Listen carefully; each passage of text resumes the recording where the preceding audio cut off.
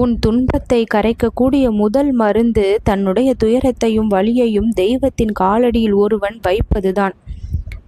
சுமையை தாங்கிக் கொள்ள நான் இருக்கின்றேன், என் பாதத்தில் ஒப்படைத்து விடு, நான் பார்த்து கொள்கின்றேன் என்கின்றேன். உன்னால் முடியாததை தெய்வத்திடம் ஒப்படைத்து விட்டால் ஒரு விதமான அமைதி மனதில் பரவும்.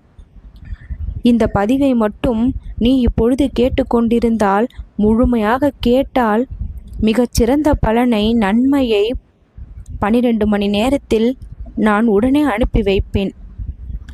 எல்லாம் நன்றாகிவிடும் என்று உன் மனதிற்குள் நீ சொல்லிக் கொள்ளுகின்ற அந்த வாழ்க்கை உன் வாழ்க்கையை ஒவ்வொரு நாளும் உயரத்திற்கு கொண்டு செல்லும். துன்பம் வராத வாழ்க்கை யாருக்கும் இல்லை. ஆனால் அதை எப்படி எதிர்கொள்கின்றோம் என்பதில்தான் வித்தியாசம் இருக்கின்றது. துன்பம் நம்மை உயர்ந்த எண்ணங்களுக்கு தான் தள்ளுகின்றது என்று பெரியோர்கள் சொல்வார்கள். துன்பம் உன்னை சுத்தம் செய்கிறது. சுத்தமாயினால் தெய்வம் உனக்குள் தெளிவாக தெரியும். ஒவ்வொரு முறையும் நினைத்துப்பார், துன்பம் இல்லை என்றால் அனுபவமோ வளர்ச்சியோ உனக்கு இது நாள் வரை ஏற்பட்டிருக்குமா? ஒவ்வொரு துன்பம் நீ சந்திக்கும் பொழுதும் அதில் அனுபவங்களும் வளர்ச்சியும் தான் நிறைந்திருக்கின்றது. ஒவ்வொரு நாளும் நீ இழந்ததை நினைத்து கவலைப்படுவதற்கு பதிலாக உன்னுடைய உடலும் சுவாசமும் அன்பும் எதற்கு பயன்படுகின்றது என்பதை யோசித்துப்பார்.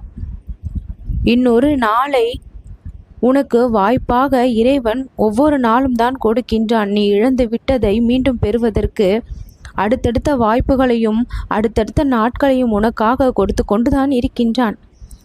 உன் மனதை நிம்மதியால் நிரப்பக்கூடிய மன மருந்து அது இப்பொழுது உனக்கு கிடைத்துவிடும். பெரிய காரணம் நாம் வருத்தப்படுவதற்கு அது மனக்கசப்பு தான். பிறரோடு ஏற்படுகின்ற மனக்கசப்பு நம்மை ஆட்டி படைத்து விடுகின்றது. பகைமையை யாரிடமும் வளர்த்து கொள்ளாமல் அந்தந்த பிரச்சனையை அவ்வப்பொழுது பேசி தீர்த்து கொண்டால் அந்த பகைமை வளர வாய்ப்பே இல்லை. பகை இருக்கும் இடத்தில் அன்பை நீ நிரப்பு. யார் தொடங்கவில்லை என்றாலும் அந்த நல்ல செயல் உன் மூலமாக தொடங்கட்டும். ஒரு விஷயத்தில் அமைதி கிடைப்பதற்கு என்ன வழியோ அதை யோசிக்க வேண்டுமே தவிர அந்த பிரச்சனையை மேலும் மேலும் வளர்த்து பெரிதாக்குவதில் பலன் இல்லை. சிந்தனையில் மாற்றம் செய்தால் துன்பத்திலிருந்து இன்பத்தின் வழி செல்வதற்கு வழி கிடைத்துவிடும். உன்னுடைய வாழ்க்கை உன் சிந்தனையின் பிரதிபலிப்பு. எல்லாம் முடிந்து விட்டது என்று நீ நினைத்தால் முடிந்துவிடும். இனிமேல் தான் தொடக்கம் என்று நினைத்தால் புதிய வாய்ப்புகள் கிடைக்கும். துன்பம் சோதனை என நினைத்தால் வேதனை தான் பெருகும். எல்லாமே பயிற்சி அனுபவம் என்று நினைத்தால் அது கடவுளின் ஆசீர்வாதமாக மாறும். மன அழுத்தம் வரும்பொழுது தனிமையாக அமர்ந்த சிலர் வருந்துவார்கள். அது தவறு. சிறு வேலை செய்யும் பழக்கத்தை வைத்து கொள்ள வேண்டும். ஏதாவது ஒரு செயலை செய்வதன் மூலமாக அந்த மனம் தானாக குணம் அடையும்.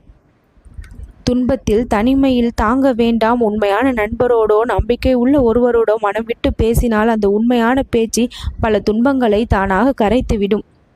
நீ புன்னகை செய்தாலே பிரச்சனை பாதி குறைந்துவிடும். சமாளிக்கும் சக்தி உனக்குள் எழும். துன்பத்தில் கூட புன்னகையிட்டவர்கள் தான் உலகை மாற்றியவர்கள். துன்பம் எதுவாக இருந்தாலும் நினைத்துக்கொள், இது எனக்காக தான் வந்தது, ஆனால் என்னை வலிமைப்படுத்த வந்தது. எந்த புயலிலும் நான் நிலைத்தவனாக இருக்கும் ஆற்றலை இது கொடுக்கும் என்று நீ நினை. பக்தி, உண்மையான பக்தி அனைத்து கஷ்டத்தையும் போக்கக்கூடியது, கரைக்கக்கூடியது. தினமும் என்னை நினைக்கின்றாய், என்னை வணங்குகின்றாய், அந்த ஆற்றல் உனக்குள் களஞ்சியத்தை எப்பொழுதும் திறக்கும்.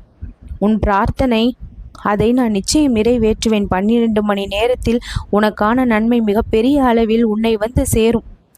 என்னுடைய ஆசீர்வாதம் என்றென்றும் உனக்கு உண்டு. நல்லது நடக்கும்.